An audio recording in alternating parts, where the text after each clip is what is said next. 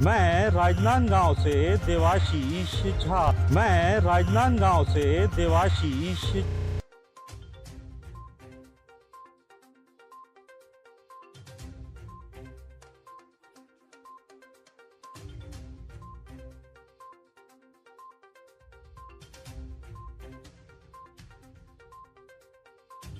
आज रायपुर में अरुण साव ने एक प्रेस कॉन्फ्रेंस ली और प्रेस कॉन्फ्रेंस में नेशनल हेराल्ड के मामले में कांग्रेस को घेरा।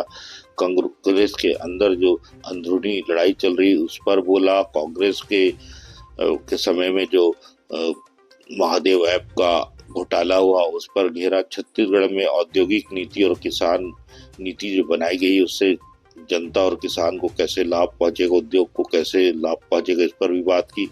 साथ ही साथ अन्य मामलों में बात करते हुए अरुण साव ने क्या कहा, देखें triple P news public press partner news से देवाशीष, छत्तीसगढ़।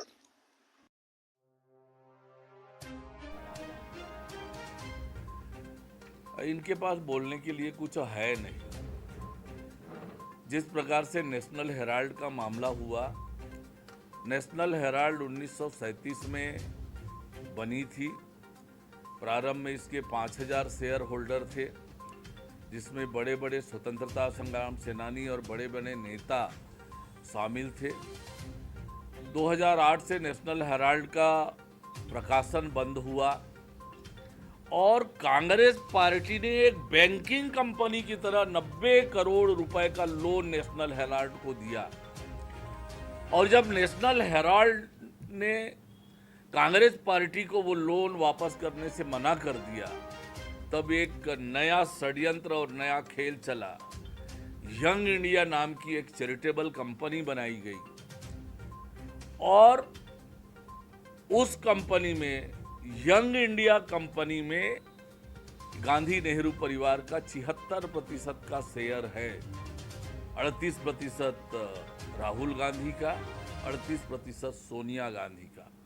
और आज उस यंग इंडिया के पास दिल्ली में, मुंबई में, पटना में, भोपाल में, लखनऊ में, कहां हजारों करोड़ की प्रॉपर्टी है।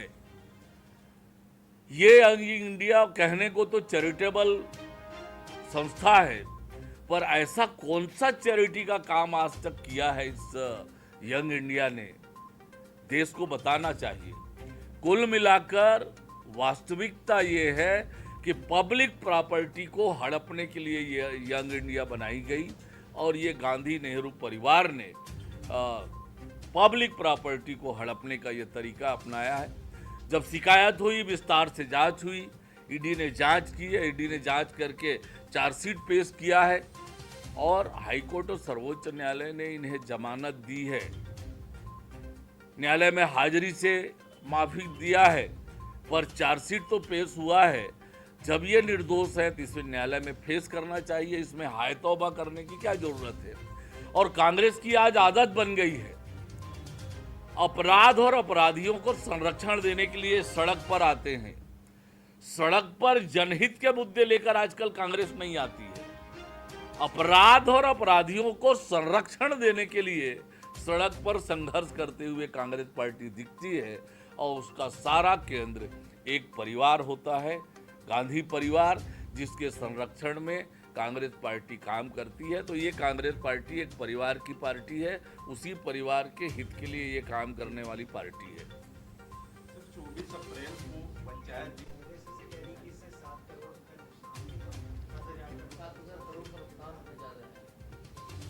देखिए, हमारी सरकार की प्रतिबद्धता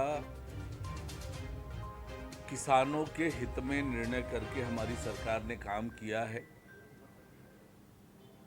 3100 रुपया क्विंटल के भाव से प्रति एकड़ 21 क्विंटल धान की खरीदी हमने की है। हमारे छत्तीसगढ़ के किसान समृद्ध बने, खुशहाल बने, इसके लिए सरकार ने निर्णय किया है। जो उपयोग के बाद धान हमारे बचे हैं, उनकी नीलामी की पद्धति से उसका विक्रय करेंगे और सरकार तो किसानों के हित में प्रतिबद्ध है। जो आर्थिक विषय आएगा सरकार उससे समाधान निकालेगी। कांग्रेस की प्रतिबद्धता और चिंता किसानों की नहीं है। जिस प्रकार से उन्होंने किसानों के साथ अन्याय अत्याचार किया हमेशा, आज भी वही चाहते हैं। परंतु हमने भी जो भी निर्णय किए, चाहे किसानों के 21 क्विंटल धान खरीदने का, क्या कांग्रेस ये चाहती है कि किसानों के धान 21 क्विंटल प्रति एकड़ न खरीदे जाएं, कम खरीदे जाएं? तो कांग्रेस पार्टी की मंशा जो है ये किसानों के हित में नहीं है।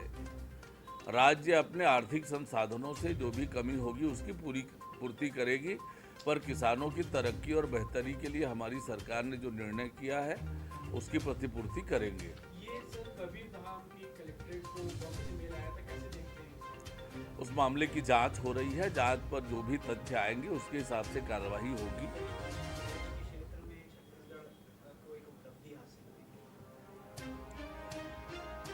हुई। राज्य में हमारी सरकार बनने के बाद हमने नई औद्योगिक नीति बनाई और नई औद्योगिक नीति जो है वो प्रदेश के विकसित छत्तीसगढ़ निर्माण की दिशा में एक बड़ा कदम हमारी सरकार का विष्णुदेव साय जी के नेतृत्व में है। और नई औद्योगिक नीति को लेकर देश के जो औद्योगिक घराने हैं, विदेश के जो औद्योगिक घराने हैं, उसमें छत्तीसगढ़ के प्रति आकर्षण बढ़ा है। और लगातार माननीय मुख्यमंत्री जी ने जो इन्वेस्टर्स मीट की है उसका ये प्रतिसाद है कि अब हम एक बड़े निवेशक राज्य के रूप में उभर कर आ रहे हैं। इससे निश्चित रूप से प्रदेश में औद्योगिक विकास होगा, और जब औद्योगिक विकास होगा तो हमारी सरकार की जो नीति है उस नीति के हिसाब से बड़े पैमाने पर रोजगार के सृजन होंगे, हमारे नौजवानों को रोजगार मिलेगा, हमारे प्रदेश की आर्थिक तरक्की और बेहतरी होगी।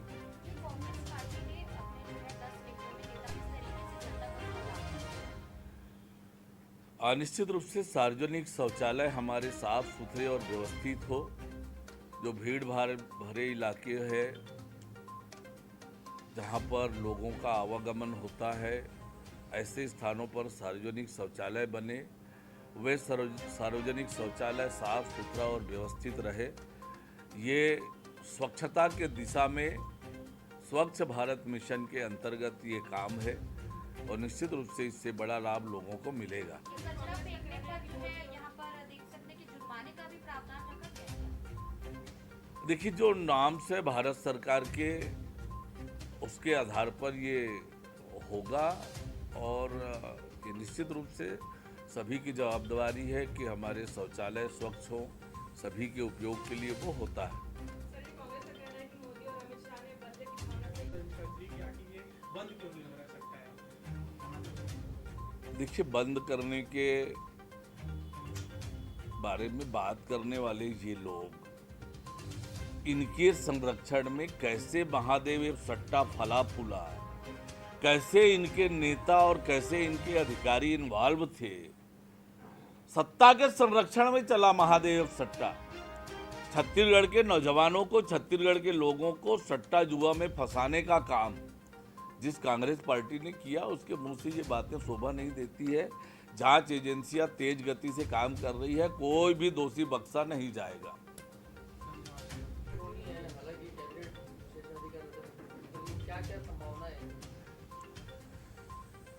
आज नए सत्र का ये कैबिनेट का पहली बैठक है और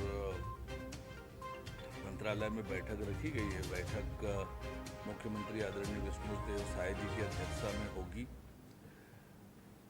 बैठक में जो भी महत्वपूर्ण निर्णय लिए जाएंगे उसकी सूचना आपको समय पर उपलब्ध कराएंगे।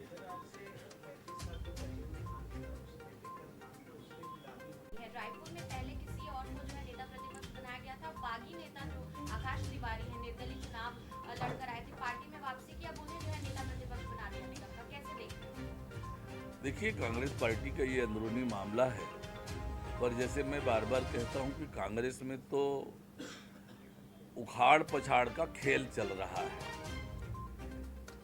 और आपस में जिस प्रकार से झगड़े हैं कांग्रेस के, वह भी इस समय उजागर हुआ है कि जिला कांग्रेस कमेटी किसी को बनाती है, प्रदेश कांग्रेस कमेटी किसी को बनाती है, तो कितना समन्वय और तालमेल कांग्रेस में है, कैसे एकजुट कांग्रेस है, ये पता चलता है। ये तो कांग्रेस के अंदरूनी झगड़े का ये परिणाम है। और जिस प्रकार से झगड़े बार बार उजागर होते हैं, एक बार फिर से उनके आपस के झगड़े उजागर हुए हैं। 144 निकायों में जो